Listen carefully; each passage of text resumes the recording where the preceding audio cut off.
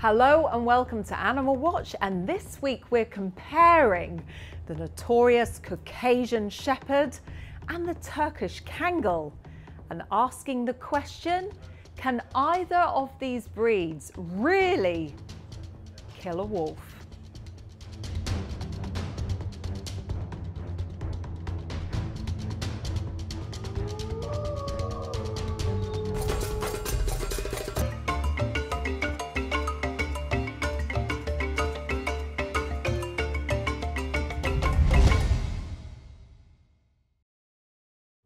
The Caucasian Shepherd and the Turkish Kangol are both known the world over as formidable flock guardians.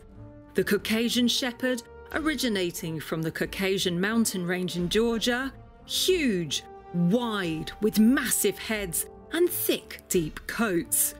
The Turkish Kangol, originating from dogs that were brought to Turkey by early settlers, tall, powerful, driven, with a shorter, dense coat.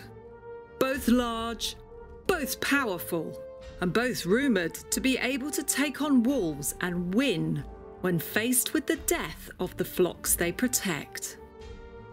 But what are the differences between the two dog breeds? And is there really a better and more powerful one?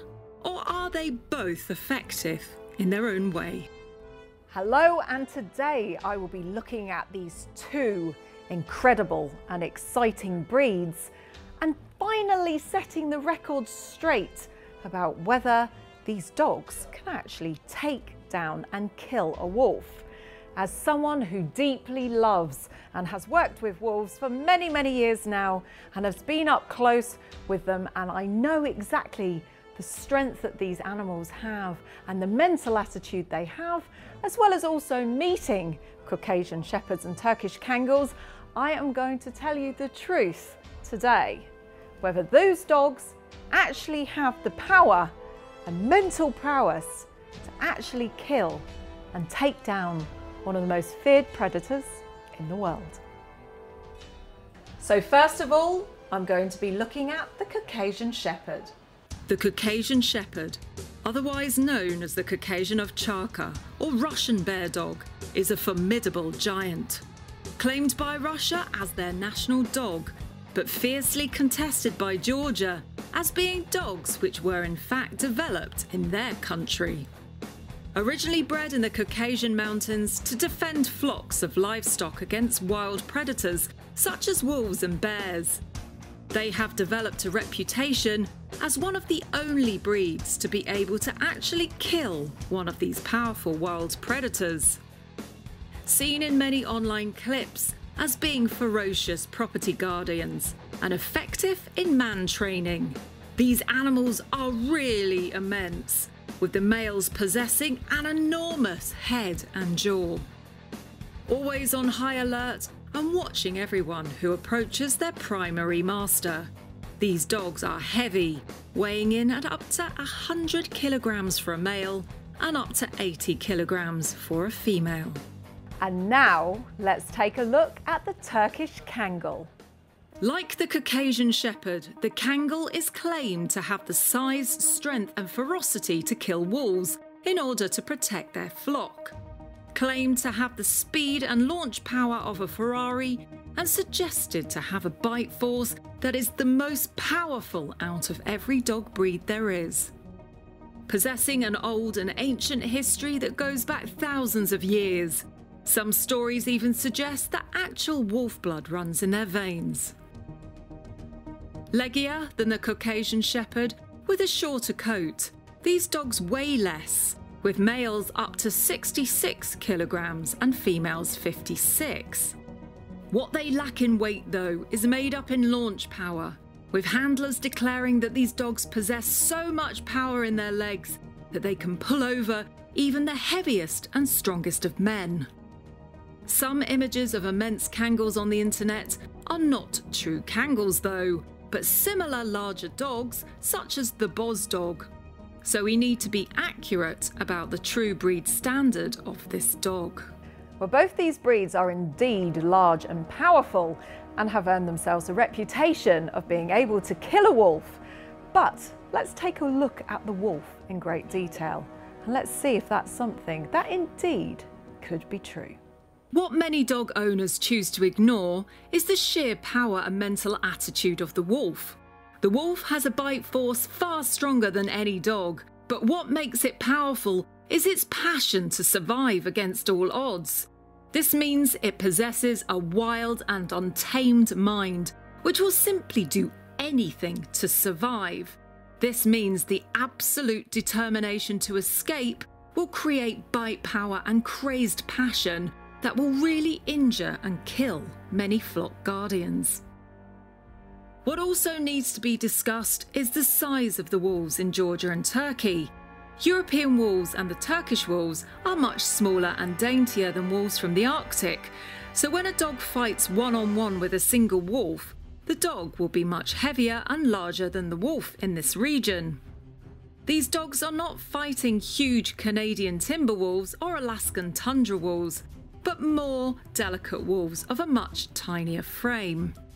To suggest that these dogs are so powerful that they kill wolves is only as valid as the size of these smaller wolves they come up against. Also, wolves hunt in packs, so if a pack of wolves corner a singular dog, the dog will be killed. If a singular wolf is cornered by more than one dog, the wolf might be killed too, if caught. It comes down to a sheer numbers game. What is certain is that wolves do not want to be injured. So if the situation is precarious and there are too many flock guardian dogs chasing them, they will leave and choose an easier meal, as an injury to one of their team members means less food and possible starvation for the pack.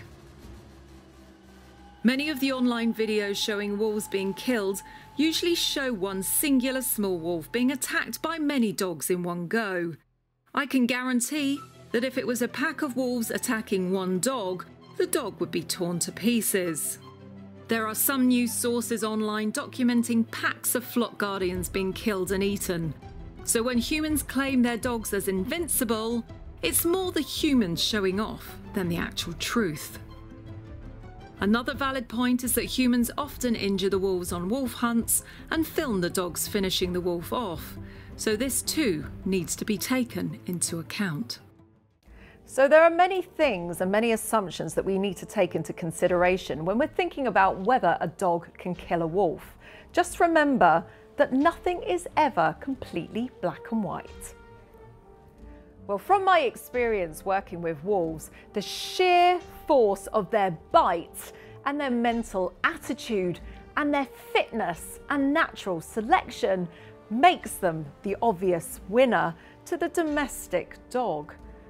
But let's just look at it. I mean, these dogs were bred to defend the flocks, weren't they? They're herding dogs and guarding dogs. They've not been bred to go and kill a wolf. So all this arguing online is actually pretty pointless.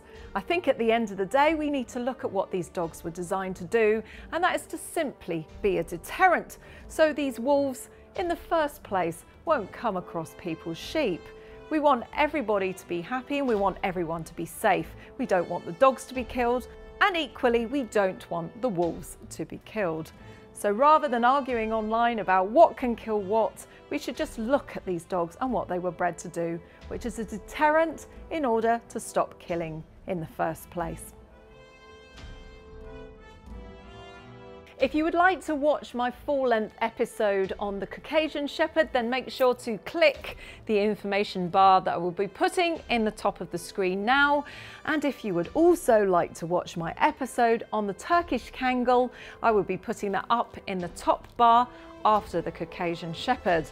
And if you're interested in seeing the film which basically launched Animal Watch, which is my interaction with a real life wolf, which is now over 7 million views, then be sure to click the link that I'm popping up in the top of the screen. I will also put these films at the end of the episode just in case you miss these information bars.